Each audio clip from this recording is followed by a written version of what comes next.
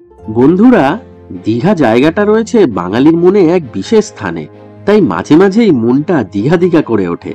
তবে দীঘাতে সমুদ্র সৈকত ছাড়াও আরো যে 15টি দারুণ দর্শনীয় স্থান রয়েছে সেটা অনেকে জানে, আবার অনেকেই জানে না। তাই পায়ে হেঁটে বা নামমাত্র খরচে নিউ দীঘা আর ওল্ড দীঘা মিলিয়ে 15টি সাইট সিন নিয়েই আজ আমার এই ভিডিও।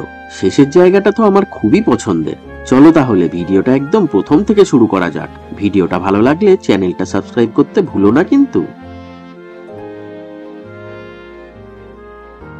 প্রথমেই বলবো দীঘা মোহনার কথা। যারা অনেকবার দীঘা আসলেও এই জায়গাটা এখনো আসনি তাদের বলবো অবশ্যই এখানে আসবেন। এক কথায় দারুণ জায়গা। এখানে চম্পা নদী মিলিত হয়েছে বঙ্গোপসাগরে। সাথে আছে বিচের পাশে খাওয়া দাওয়া করার প্রচুর option. Old Digha sea beach থেকে অটো করে জাস্ট 5-7 মিনিট লাগে এখানে আসতে।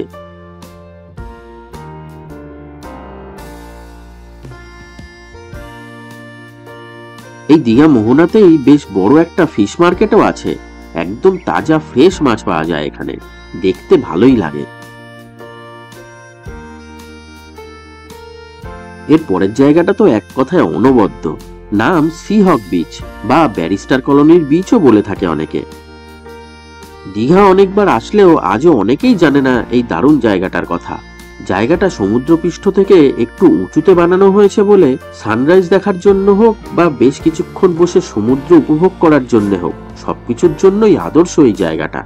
ওল্ড দীঘা থেকে পায়ে হেঁটে 5-6 মিনিট লাগে এখানে আসতে।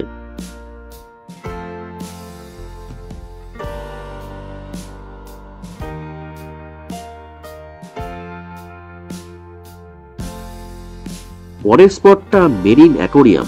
নামটা শুনেই হয়তো বুঝতে পারছো এটা মাছ সংক্রান্ত সমস্ত বিষয়বস্তু আছে এখানে। ভিতরে প্রচুর অ্যাকোরিয়ামে আছে বহু প্রজাতির নানান ধরনের চেনা অচেনা জীবিত মাছ। তবে সেখানে ভিডিও করা বারণ। জায়গাটা নিউ দীঘা ও ওল্ড দীঘার মাঝামাঝিতে অবস্থিত এবং এখানে প্রবেশ করতে কোনোই টাকা লাগে না।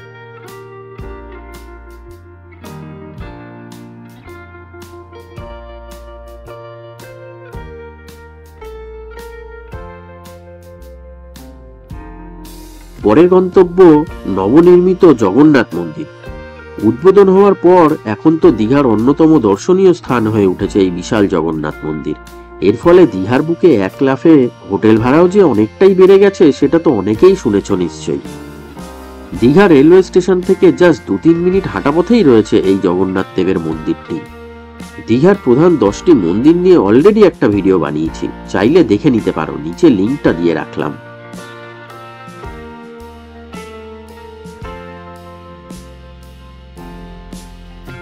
জগন্নাথ মন্দিরের উল্টো দিকের রাস্তা দিয়ে সমুদ্র সৈকতের দিকে 2-3 মিনিট হাঁটলেই দেখতে পাবে এই ঝাউবন।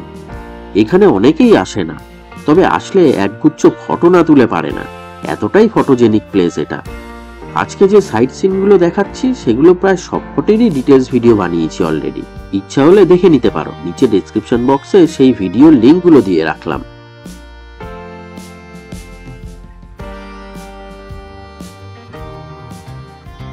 পরের টুরিস্ট স্পট অমরাবতী পার্ক। এখানেই আছে দীঘার একমাত্র রোপওয়ে রাইড।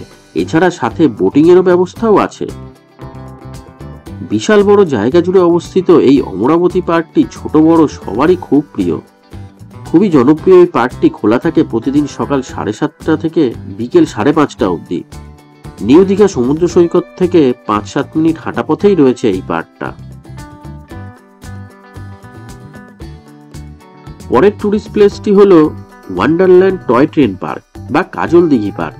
দীঘায় টয় ট্রেনের মজা পাওয়া যায় একমাত্র এই পার্কে।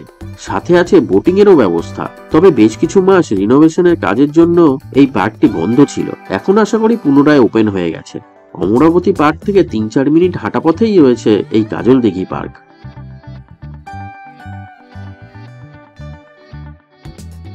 পরের স্পটটি হলো নিউ দীঘার ল্যান্ডমার্ক এই জাহাজ বাড়ি। জাহাজের মতো দেখতে এই বিল্ডিং এর মধ্যে প্রতিদিন 7D শো দেখানোর ব্যবস্থা আছে, জনপ্রতি 100 টাকা টিকিটের বিনিময়ে। সাথে থাকে কিছু ভার্চুয়াল রাইড ও গেম। টাইমিং সকাল 11টা থেকে সন্ধ্যে 8টা অবধি। সাথে বাচ্চারা থাকলে অবশ্যই এখানে একবার আসা উচিত। পরের স্পট দারুণ মজা করার জায়গা। দীঘা বিজ্ঞান কেন্দ্র বা সায়েন্স সেন্টার। কলকাতা সায়েন্স সিটির মতন অত বড় না হলেও এখানেও বেশ কয়েকটি হলঘর জুড়ে রয়েছে প্রচুর সায়েন্স রিলেটেড অ্যাক্টিভিটি। প্রতিটা এক্সপেরিমেন্ট নিজে হাতে করে করার মজাটাই আলাদা। এছাড়া সারাদিন বেশ কিছু বিজ্ঞান ভিত্তিক শো দেখানোরও ব্যবস্থা আছে এখানে। এখানে আসলে বেশ কয়েক ঘন্টা কিভাবে কেটে যাবে বুঝতেও পারবেন না। দীঘা জাহাজবাড়ি থেকে 5-6 মিনিট হাঁটা পথেই পড়বে এই দীঘা বিজ্ঞান কেন্দ্র। পরের স্পট কাজুবাদাম উদ্যান। দীঘা সায়েন্স সেন্টার থেকে জাস্ট 3-4 মিনিট হাঁটা পথেই রয়েছে এই কাজুবাদামের গার্ডেন। নাম শুনেই তো বুঝতে পারছো এখানে রয়েছে বহু সংখ্যক কাজুবাদাম গাছ। যারা এখনো কাজুবাদাম গাছ দেখোনি তারা তো একবার ঘুরে আসতেই পারো এখান থেকে।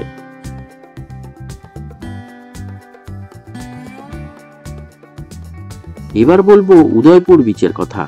এটা নিউ দীঘা আর ওল্ড দীঘা বিচের থেকে একটু আলাদা, কারণ এখানে বিচের মধ্যে জলে পা ডুবিয়ে বসে খাওয়া দাওয়া করা যায়, যেটা কিনা এখানে অন্য কোনো বিচে করা যায় না। তাই এখানে ভিড়টা সবসময় বেশ ভালোই থাকে। সাথে আছে বিভিন্ন ওয়াটার রাইড ও স্নান করারও ব্যবস্থা। জলের মাঝে বসে খাওয়া দাওয়া করার একটু অন্যরকম এক্সপিরিয়েন্স যদি করতে চাও তাহলে বলবো অবশ্যই আসতে হবে এই উদয়পুর বিচে। নিউ দীঘা থেকে টোটো করে জনপ্রতি 30 টাকা ভাড়া দিয়ে মাত্র 15 মিনিটেই চলে আসা যায় এই উদয়পুর বিচটাতে।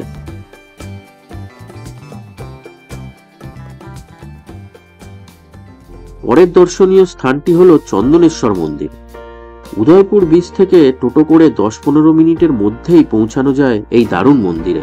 বাবা ভোলানাথের মূল মন্দির ছাড়াও এই মন্দিরে রয়েছে মা দুর্গা, জগন্নাথ দেব, রাধাকৃষ্ণ সহ আরো বেশ কিছু মন্দির।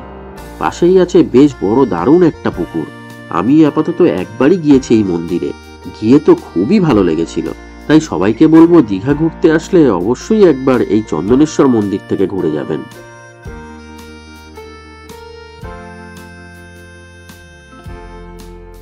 পরের সাইট সিনের নাম ঢেউসাগর পার্ক। সন্ধেবেলায় নিউ দীঘাতে ঘোরার জন্য আদর্শ জায়গা এই ঢেউসাগর পার্ক। প্রচুর কালারফুল লাইট দিয়ে সাজানো এই পার্কটা, তাই বিকেলের পর পুরো পার্কটা দেখতে দারুণ লাগে।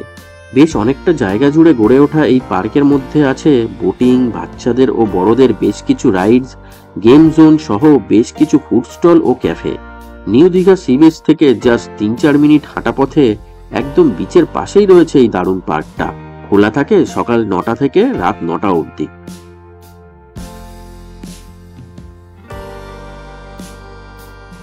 পরের প্লেস সন্ধেবেলার ওল্ড দীঘা মার্কেট। দিনের বেলা নিউ দীঘাতে ভিড় বেশি থাকলেও সন্ধেবেলা কিন্তু ক্রেজ অনেকটাই বেশি থাকে এই ওল্ড দীঘাতে।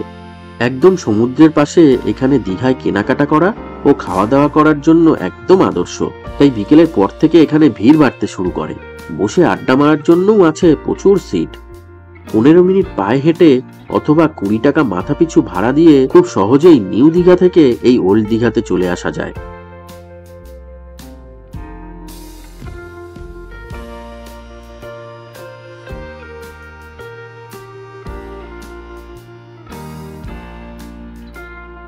এবার এটা দেখো, নিউ দীঘা সি বিচ, তবে সময়টা হলো একদম ভোরবেলা 5টা-5:30 নাগাদ।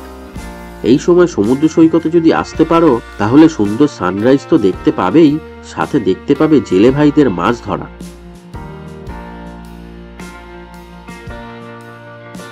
এছাড়া বিচের মধ্যেই দেখতে পেয়ে যাবে জেলিফিশ, স্টারফিশ, কিছু অন্য ধরনের মাছেরও দেখা পেতে পারো।